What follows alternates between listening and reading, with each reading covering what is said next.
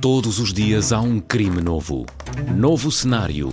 Novos suspeitos. Novas pistas. Sudocrime, o novo jogo do Observador. Descubra quem foi com a lógica do Sudoku e faça justiça pela sua cabeça. Na secção Jogos em observador.pt ou na app. E o livro com 100 jogos já em pré-venda.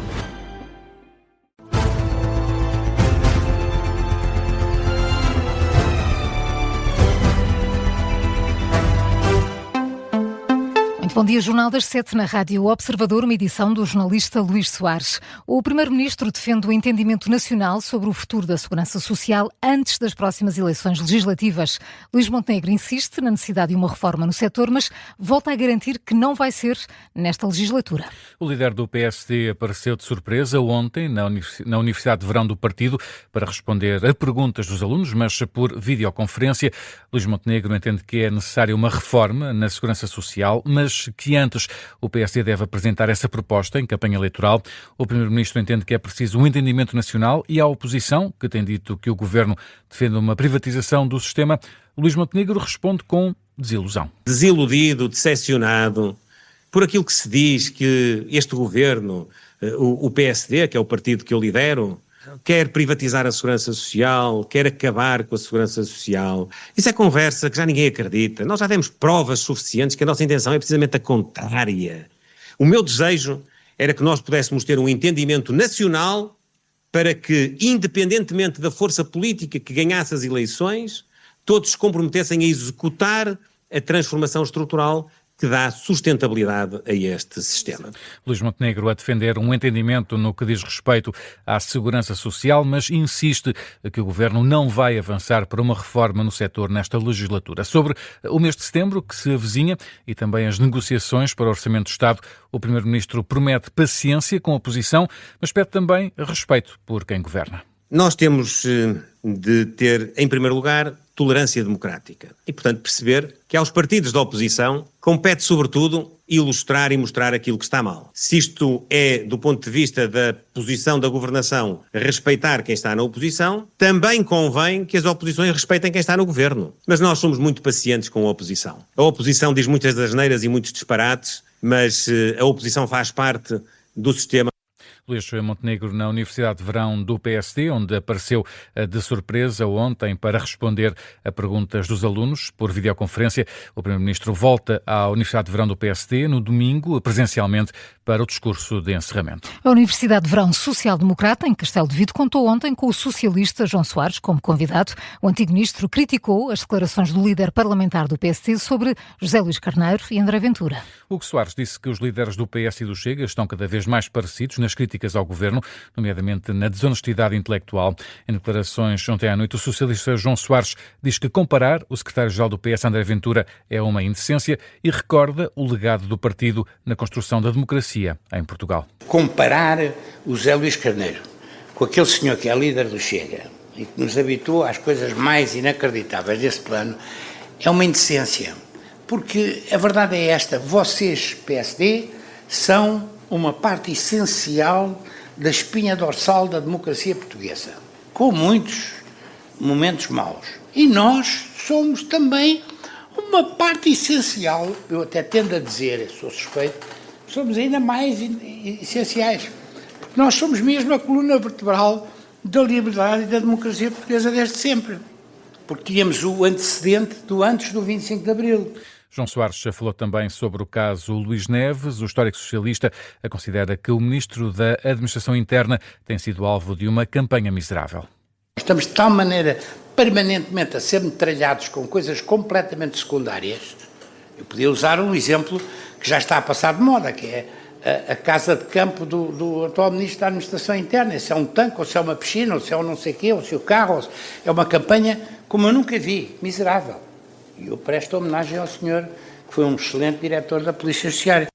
as críticas de João Soares ao caso que envolve Luís Neves, sendo em defesa do Ministro da Administração Interna. Ontem a TVI noticiou que o carro que o Ministro conduz e que foi cedido pela PJ foi apreendido ao traficante de droga, conhecido como Xuxas. Segundo a investigação da TVI, CNN Portugal e Nascer do Sol, a viatura avaliada em cerca de 40 mil euros continua legalmente em nome do traficante, atualmente preso. O advogado diz que o cliente nunca foi informado de que o carro seria entregue para a utilização do governo. Considera, por isso, a cedência da viatura ao ministro abusiva e ilegal. O Partido Socialista está em busca do eleitorado perdido nas últimas eleições e pretende chegar aos 35% nas sondagens antes de arriscar ir a eleições antecipadas. O secretário-geral do PS está neste momento a fazer uma rota pelo interior do país, um contacto com a população para tentar recuperar o eleitorado que perdeu no tempo da liderança de Pedro Nuno Santos, nomeadamente para o Chega. O PS tem uma estratégia bem definida, acredita que a legislatura pode não ir até ao fim, mas os socialistas pensam também que o melhor neste momento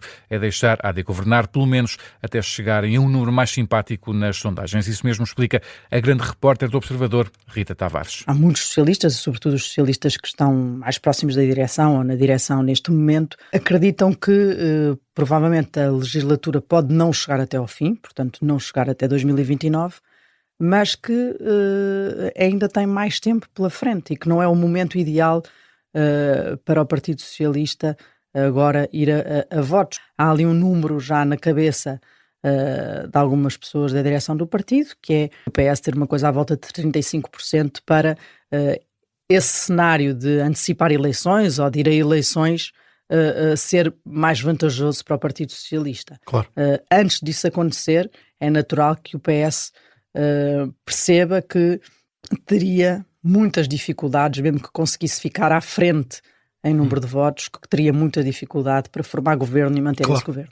Jornalista Rita Tavares, na história do dia de hoje, o PS tenta afirmar-se como alternativa responsável à governação de Luís Montenegro, enquanto espera pelos 35% nas sondagens para arriscar eleições antecipadas. Pode ouvir a história do dia no site do Observador ou então nas plataformas de podcast. Subiu para 475 o número de mortos na sequência da enxurrada que afetou o Nepal e o Tibete. A China suspendeu as operações de busca devido ao risco de novas inundações. A televisão estatal chinesa adianta que um lago formado após o deslizamento de terras pode causar novas inundações. Este lago formou-se após horas de chuva intensa, já começou a transbordar em direção à área para onde as equipas de resgate estavam a deslocar-se. Por isso, receberam ordens para permanecer nos postos, a aguardar novas instruções. Quem já estava no local recebeu ordens para se afastar cerca de 1 quilómetro. Do lado do Nepal, o exército nepalês enviou 2 helicópteros para procurar pessoas desaparecidas num túnel de uma hidroelétrica. Serão cerca de uma centena de pessoas. Cerca de 350 pessoas foram resgatadas do local ontem, incluindo trabalhadores e moradores das áreas vizinhas. Cerca de 48 horas depois da enxurrada, as equipas de resgate ainda procuram sobreviventes. Há cerca de 1.300 desaparecidos, além dos 475 mortos já confirmados do lado nepalês. A China confirma 3 vítimas mortais. No que respeita a Portugal, há 3 cidadãos portugueses desaparecidos ou incontactáveis. No desporto, o Benfica garantiu ontem o acesso à fase regular da Liga Europa. As águias foram até à Dinamarca vencer o Aros por 3-1. Pelo que ficou 6-2 no agregado dos 2 jogos e assim o Benfica consegue chegar à fase de Liga da competição. No final do jogo de ontem, o técnico Marco Silva mostra-se satisfeito por ter chegado à fase regular da Liga Europa. Diz que agora o objetivo é chegar o mais longe possível e, quem sabe, até mesmo à final da prova. Parece-me que este ano é se calhar uma Liga Europa um pouco mais forte do que foi a época passada, ou há 2 anos, não me lembro muito bem, mas foi a época passada, mas naturalmente pelo historial que temos como clube, pela grandeza que temos como clube, juntamente com outros clubes que estão lá de grandes campeonatos europeus também, temos que assumir aquilo que é a nossa responsabilidade na prova e passo a passo, dia a dia, jogo a jogo, tentar chegar o mais longe possível e para nós o mais longe possível é chegar ao último jogo. O treinador do Benfica, Marco Silva, a apontar esse objetivo, o Benfica chegar à final da Liga Europa, apesar de reconhecer os adversários difíceis que vai defrontar. O Sporting de Braga também garantiu lugar na fase regular, mas da Liga Conferência. Bastou um empate a 0 diante do Áustria de Viena. Isto porque os bracarenses tinham vencido na primeira mão por 2-0.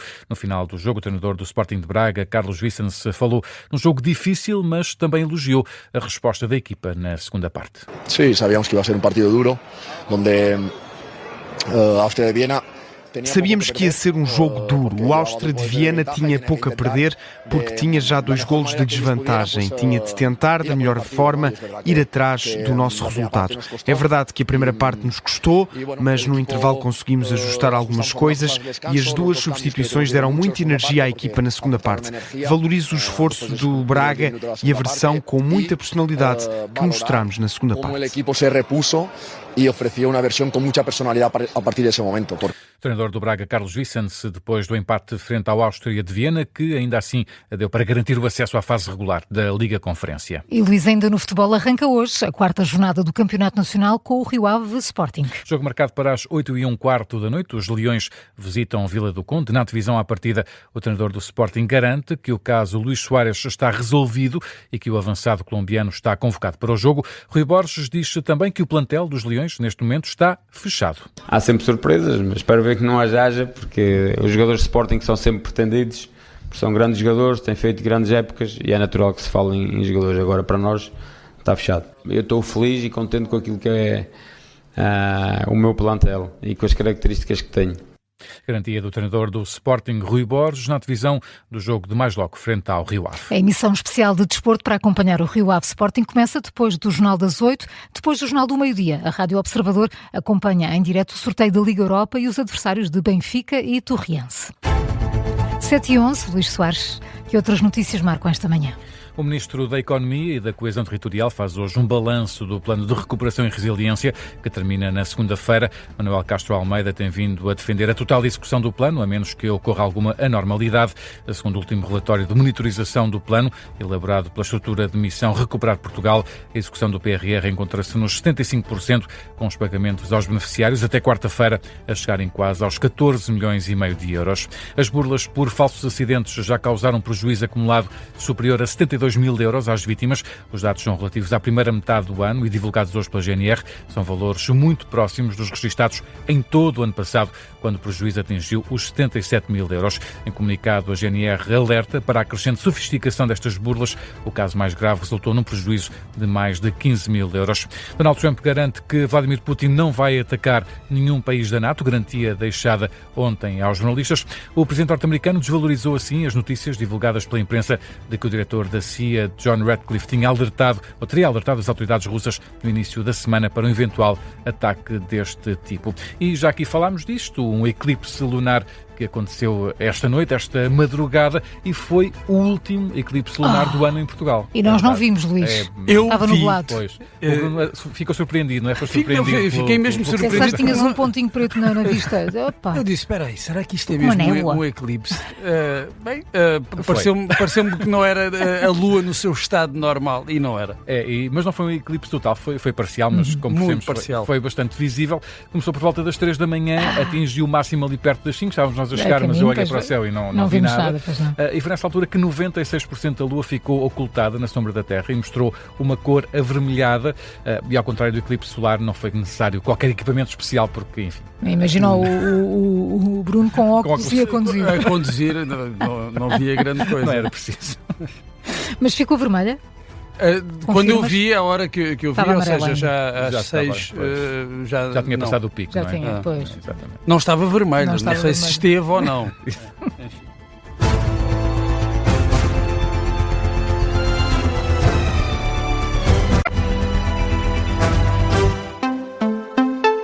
Este programa tem o apoio de BetClick.